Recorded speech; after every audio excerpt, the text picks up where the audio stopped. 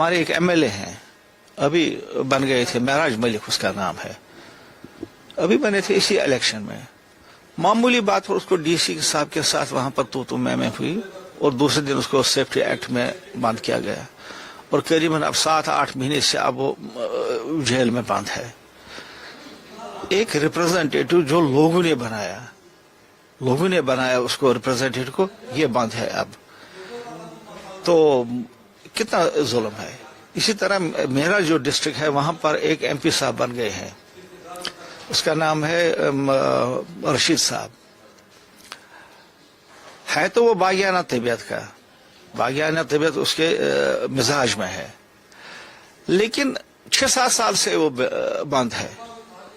500 اس کے رکھے ہیں وٹنسز. وہ 500 وٹنسز کب شہادت دے دیں گے تو پھر اس کو عدالت کوئی فیصلہ دے گا یہ جرموار ہے، جرم اس کے نہیں ہے.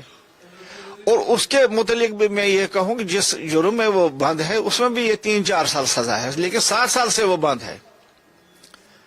کتنی بے انصافی ہے. تو لہذا ہم چاہتے ہیں کہ اس چیز کا ریویو ہو جائے، ہائی لیول پر اس کا ریویو ہو جائے. ہاں، جو ملوث ہے کسی کیس میں، کوئی کسی سیریس کیس میں ملوث ہے، باضابطہ اس پر کیس چلاؤ، اپنے ریاست میں چلاؤ.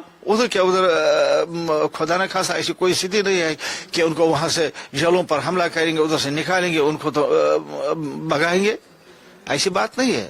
لا اینڈ آرڈر کی سچویشن ادھر بھی اس سے بیٹر ہے جو کنٹری کے دوسرے حصوں میں ہے.